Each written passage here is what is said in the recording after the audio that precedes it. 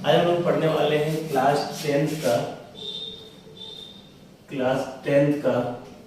Carbon chapter पढ़ेंगे। और carbon chapter जो है वो बच्चों को बहुत मुश्किल लगता है, ठीक है।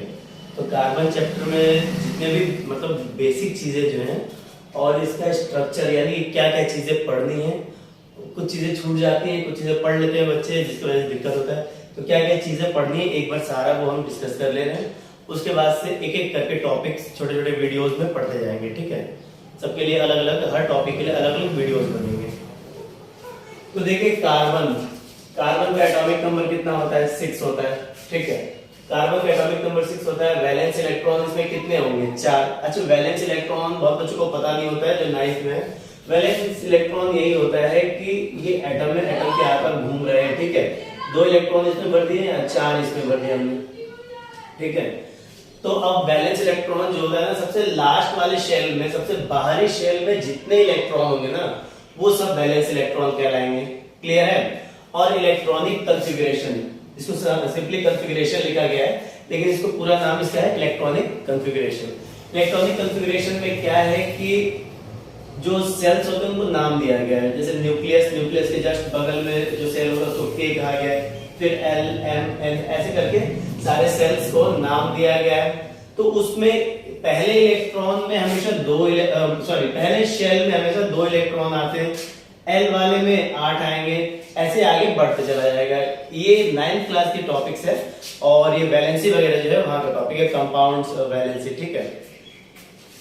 उसके बाद से देखते हैं इलेक्ट्रॉनिक कॉन्फ़िगरेशन का कितना होता है। पहले वाले में 2 भर दिया हमने, अब दूसरे वाले में भरने के लिए कितना बचा? 6 है तो 2 यहाँ भर दिया, बच गया 4, तो 4 यहाँ पे भरेंगे। तो इसका इलेक्ट्रॉनिक कॉन्फ़िगरेशन 2,4 हो गया। क्लियर है? ठीक है। अब उसके बाद से कार्बन के एलोट्रॉप्स, कार्बन के कितने एलोट्रॉप्स होते हैं? कार्बन के 3 एलोट्रॉप्स होते हैं, ठीक है। यानी कि कार्बन किन किन फॉर्म्स में पाया जाता है? मेन ग्रेफाइट के फॉर्म में, डायमंड और फुलरेंस।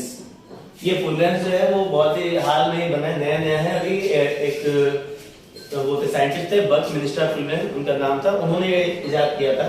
इसमें कार्बन चैन के स्ट्रक्चर के बेसिस पे इसको नाम दिया गया है फुलरेंस, ठीक है।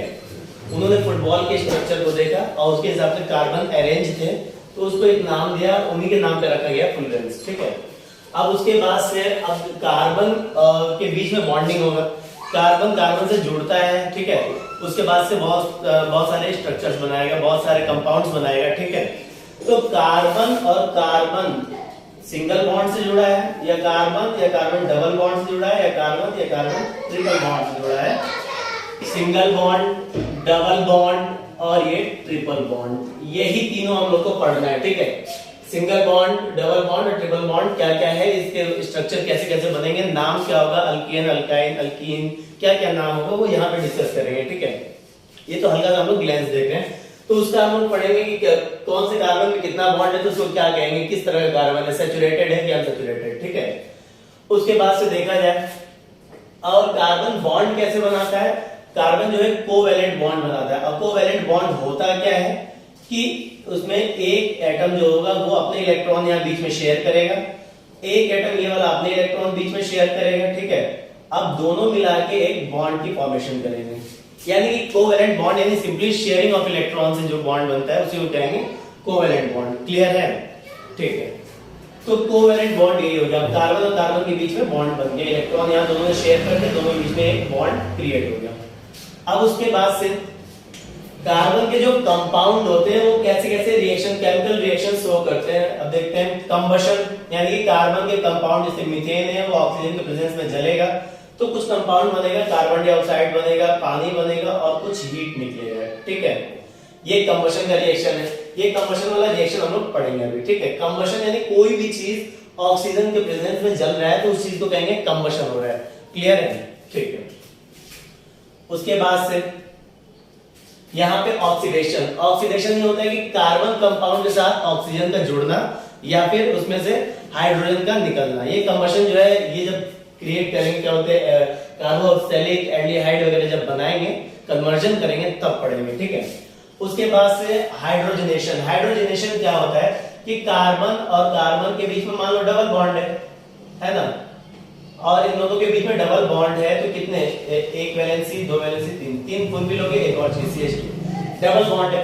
अब इसमें हम लोग क्या करेंगे, बॉन्ड तोड़ने के लिए क्या कर सकते हैं, हाइड्रोजन लाके ऐड कर सकते हैं, ठीक है। हाइड्रोजन को ले आएंगे और CH2 और CH2 में क्या होगा, एक एक हाइड्रोजन जुड़ जाएगा, जिसकी वजह से क्या हो जाएगा, दोनों में एक एक हाइड्रोजन जुड़ जाएगा। तो एडिशन ऑफ हाइड्रोजन हुआ ना, हाइड्रोजन ऐड हुआ ना, इसी को हाइड्रोजनेशन कहते हैं। क्या कहते हैं, हाइड्रोजनेशन। और इस प्रॉपर्टी का इस्तेमाल किया जाता है घी और ऑयल में कन्वर्ट करते हुए कार्बन कंपाउंड्स को। क्लियर है। उसके बाद से सब्स्टिट्यूशन। सब्स्टिट्यूशन रिएक्शन ये होता है कि जब कोई भी कंपाउंड जो है किसी दूसरे कंपाउंड का जगह ले ले। एग्जांपल के तौर पे मीथेन है, ठीक है। मीथेन में क्या होगा कि चारों कार्बन को अगर मैं कहूं कि 4 कार्बन में से एक कार्बन है, 4 हाइड्रोजन थे और यहाँ पे 3 हाइड्रोजन बचा और एक हाइड्रोजन को किसी ने हटा दिया और उसकी जगह क्लोरीन आ गया, ठीक है। तो क्या बन जाएगा, CH3Cl, ये बन जाएगा कंपाउंड। यानी कि एक हाइड्रोजन को किसी ने सब्स्टिट्यूट कर दिया, उसकी जगह से उसको हटा दिया, ठीक है। क्लियर है। तो बस यही चीज है, इसको बोलते हैं सब्स्टिट्यूशन रिएक्शन। इसको भी अच्छे से डिस्कस करेंगे, इसके एग्जांपल्स देखेंगे और उसके बाद से देखा जाए हाइड्रोकार्बन। हाइड्रोकार्बन नाम से ही जाहिर है, हाइड्रो मतलब हाइड्रोजन है ना, वहीं से लिया गया है। वैसे तो वाटर के लिए हाइड्रोजन इस्तेमाल करते हैं, लेकिन हाइड्रोजन वहीं से लिया गया है। कार्बन, कार्बन क्लियर है, कार्बन को तो कार्बन होगा।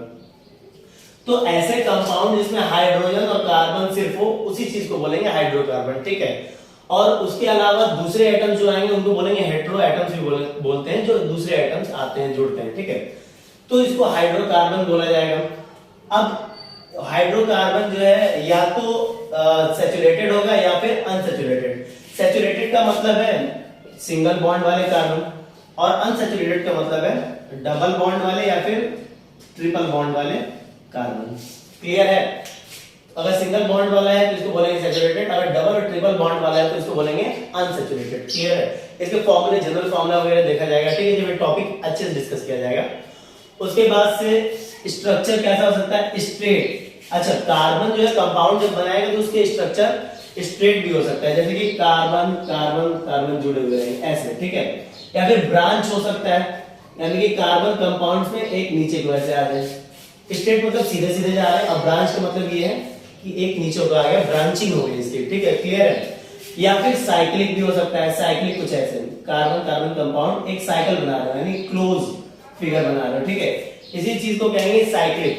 क्लियर है।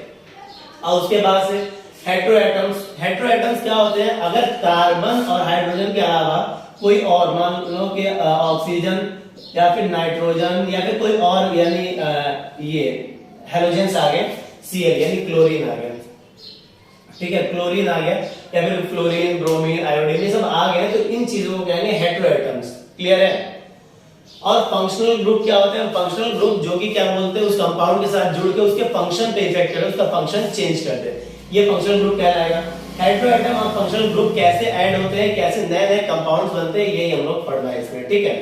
अच्छा, कार्बन इतने सारे कंपाउंड कैसे बनाता है, जहां भी देखेंगे प्रोटीन देखेंगे या फिर कार्बोहाइड्रेट वगैरह देखा जाएगा तो हर जगह कार्बन, क्यों, ऐसा रीजन क्या है, इसके अंदर कुछ प्रॉपर्टीज है, कुछ खूबियां हैं, ठीक है।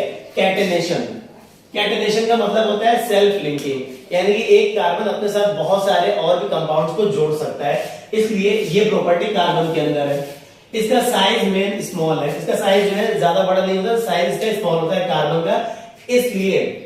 और टेट्रावैलेंट है, ये ज्यादा इंपॉर्टेंट है, टेट्रावैलेंट और कैटेनेशन। टेट्रावैलेंट का मतलब 4 वैलेंसी है। 4 वैलेंसी मतलब क्या है कि 4 इलेक्ट्रॉन दे देगा या फिर 4 इलेक्ट्रॉन ले लेगा।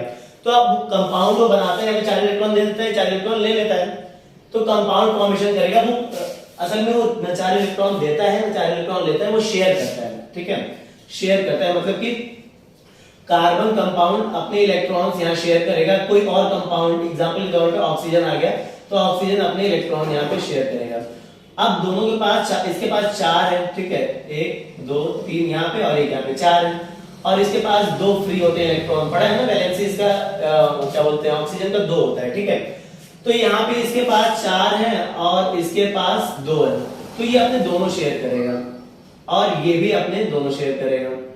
अब यहाँ पे क्या हो जाएगा, बॉन्ड फॉर्मेशन हो जाएगा, कितने दो इलेक्ट्रॉन आपस में एक बॉन्ड बनाएंगे, ये एक बॉन्ड बन गया, और दो इलेक्ट्रॉन जो बचेंगे वो आपस में एक बॉन्ड बनाएंगे, डबल बॉन्ड बन जाएगा। क्लियर है? तो इस चीज को कहते हैं शेयरिंग, और ऐसे तरह के जो बॉन्ड बनते हैं वो कहलाते हैं कोवेलेंट बॉन्ड। क्लियर है? तो ये टॉपिक इतना तक ही था, मतलब कि ये टॉपिक का एक इंट्रोडक्शन था, क्या क्या चीजें पढ़नी है।